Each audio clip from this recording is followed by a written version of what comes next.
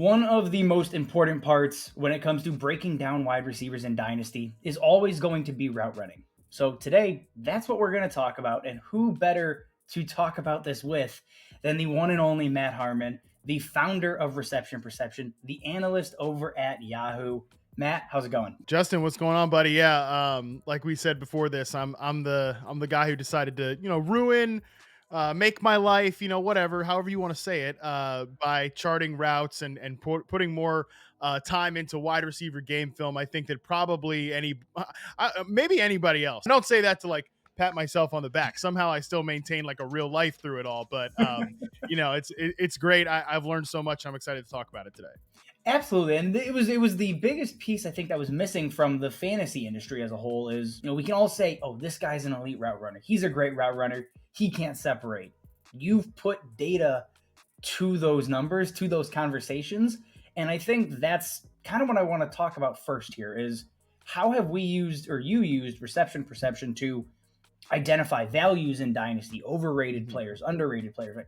Where has that led you? Being like a good route runner or a guy that gets or does not get separation, that's something you can like throw out. Back in when I started doing this in like 2014, really 2013 is when I started coming up with reception perception. And for the folks watching who aren't familiar with it, reception perception is my methodology for evaluating wide receivers. Like I said, I've been collecting data since 2014. Literally, it's just me sitting in front of game film with 3 pieces of paper, charting all kinds of different data points out. It's primarily route-based data, as we've mentioned, how often they run each route type, how often they get open on each route type, how often they get open against man, zone, press coverage, where are they lining up on the field, which I think has been, the longer I do this, the more I think alignment is where you got to start, and everything kind of trickles down from there. Obviously, we think of like the slot wide designation, but it matters a whole heck of a lot if a guy's going to line up at X receiver or they're going to line up as a primary flanker that moves around pre-snap. So that's what reception perception is trying to take route running and putting it into a data tool that you can compare across the league, prospects, whatever. That's sort of been my goal with reception perception, is trying to standardize and trying to create a rubric to watching tape. Because again, it's one thing to sit there and say like, well, this guy's really good. Well, how good is he at certain different parts of playing the position compared to his peers and other guys across the league? For people watching, like, you guys have listened to me and Addison talk about this for probably 2 years. Talent over situation is how you should play Dynasty. It's how we play Dynasty.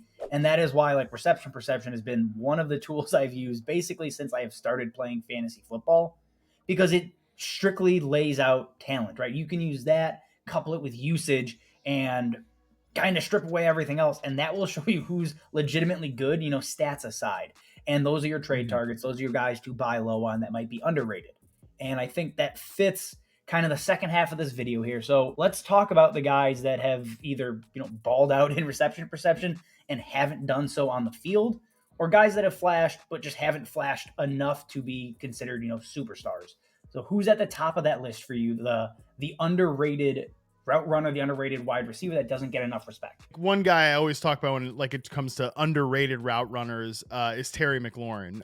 He's a guy that I think, and we're getting far along into his career. I know that a lot of dynasty players are like, all right, enough already. Like he's getting, and he was an older rookie when he came in anyway. So we're kind of running on lower time here at this point, but he's a guy that for years I've said he reminds me a lot of like Stephon Diggs when he was on the Vikings. Like Diggs was a guy who was posting reception perception metrics among the best in the league. 2017, he actually led the NFL in success rate versus man coverage. And, he had like an okay year in 2017. He had a good year in 2018. And obviously had that big playoff moment in 2017 that everybody remembers. But it took him getting to the right situation with Josh Allen and being sort of just the center of that offensive universe in Buffalo for the stats to catch up. But I mean, he's the same player then that he is now. And McLaurin, I think, is the same way, that like if he ever ended up in the right situation, I don't know that that's ever going to happen in Washington. I don't know that like Sam Howell is that guy.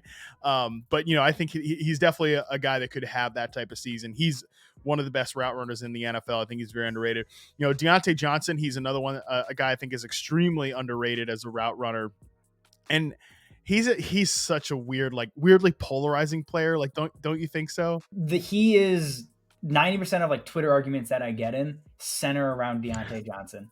I am aggressively pro Diontae Johnson. And so like when you look at his dynasty value, like he's going wide receiver 31 in DLF's February ADP. It screams underrated, undervalued. To me, that like I'm in at that price. Or where are you sitting with him? Yeah, I'm totally in on that price. I think Yeah. if you look at the dynasty rankings on my side, I'm the wide receiver rankings on my side. I'm way ahead of that in terms of dynasty rankings, and it's just because he's good. He's a great example for why route running matters. Like Yep. there's a reason that he came in to this Steelers receiver core and immediately jumped himself to the top in the post Antonio Brown era when Juju Smith-Schuster was there. He's a better route runner. He's a more versatile route runner. He can win against man coverage on the outside. He can beat press coverage.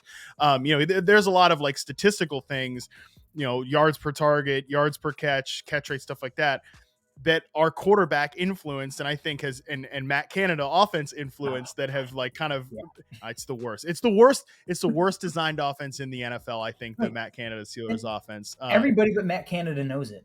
Every single person but Matt Canada and Mike Tomlin are very aware. I guess I was gonna say I guess Mike Tomlin as well doesn't know it either, but yeah, it's a bummer that he's back, but I think Diontae is a guy like, again, when you look at the last 2 or 3 years of reception perception data in 2021 and 2020, he was a guy that was number 1 or number 2 in success rate versus zone coverage. Mm-hmm. He's a great man coverage beater. You look at his route success rate charts, he wins at all levels of the field. He's not just a little pop gun receiver, despite some of that Big Ben usage that he got late in his career. Now, he's definitely a mistake prone player too. But like he's got to be high on the boneheaded index for sure. Like, makes the drops. He doesn't quite get upfield when he's doing the yak stuff. That'll drive you crazy. But in terms of like route runners, he's one of the best in the league, and that's why he gets all those. Like it's not a weird like conspiracy mystery why he gets all those targets. He gets all those targets because he's freaking open all the time. Every season, it's the same thing. Well, he won't get the same target because Chase Claypool's in year 2 now. Well, he won't get the same amount of targets because, he's a rookie and James Washington and Juju Smith-Schuster are there. He's not going to see it because George Pickens is there. And he just continues to do it, but people see drops. He had 0 touchdowns this year. First of all, just regression is going to be his friend next year. I firmly believe that. People see all of that, and he does it in the biggest moments without fail. And because of that, people look at it and say, no, he's not good. And it's infuriating. Let's do 2 more. So who's your wide receiver 3 that's underrated? And we'll talk about where he's sitting in Dynasty. Yeah, look, I talked about these guys who it doesn't always pop the first year after reception perception shows they're really, really good. A variety of reasons why it didn't work out for Rashod Bateman last year. Obviously he gets injured. The thing that's frustrating about Bateman is like, you could see why I liked him so much and why reception perception was so high on him in those first like 3 weeks.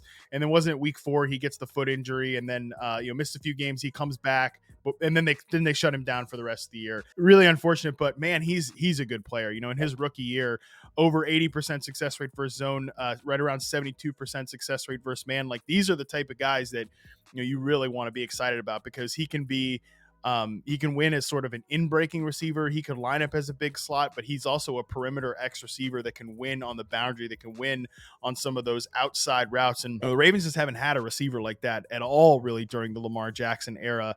And I don't think that there's, I think there's some fear. I'm curious what his dynasty value is because there's obviously, I think, some fear of like, oh, somebody's going to come in and usurp him or whatever. That's pretty tough for me to imagine. Like we talked about the free agents before we got started recording. Like, is McCole Hardman going to come in here and like take the wide receiver 1 job in Baltimore? Or are they going to make a big trade? I don't know. I think Bateman's still a guy to really be buying on, as long as obviously the quarterback situation is copacetic there in Baltimore. Just based on how you talk, there's no way you're not in at the price. He is currently being drafted as a wide receiver 4, wide receiver 39 overall at 23 years old.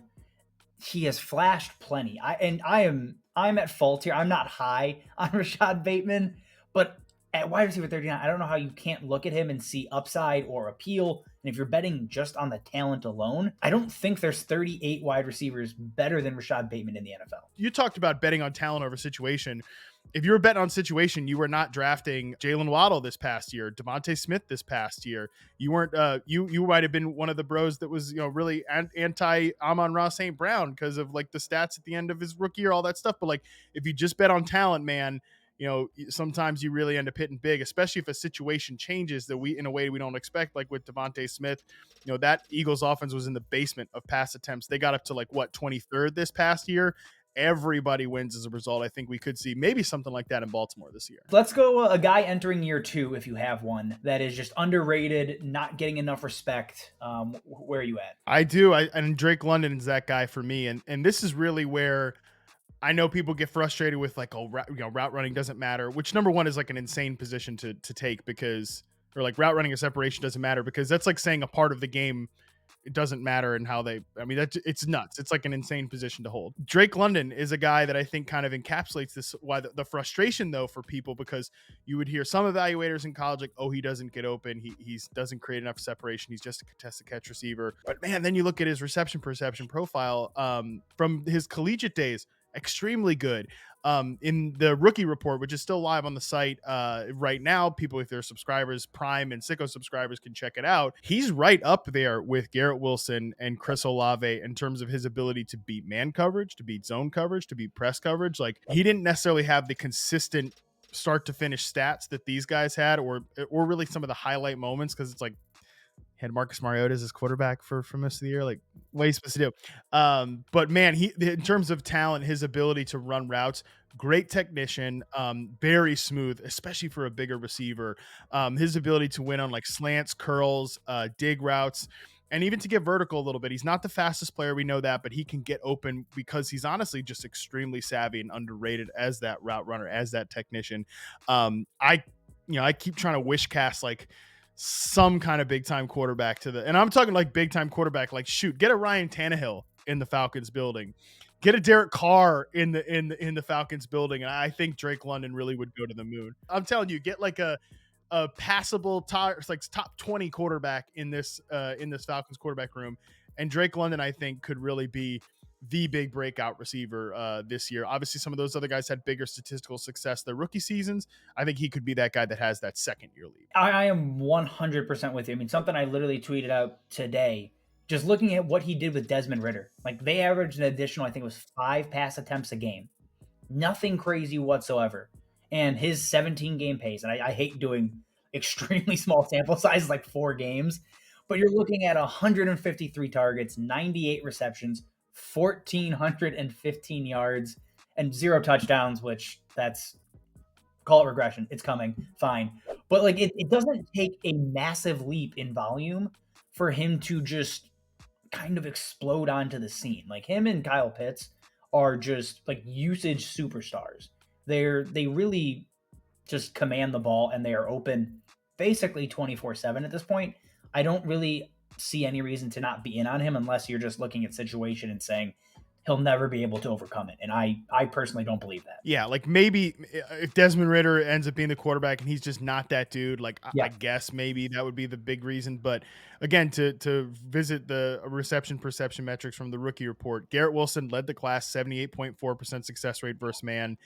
Drake London was number 2, 74.4%. Right there, just a little bit ahead, 74.1% for Chris Olave. And Yep. he was number 2 as well in success rate versus zone behind Chris Olave at 81.5%. So like, this is a guy that's huge. He's a big target for a quarterback, right, but he can get open at all 3 levels.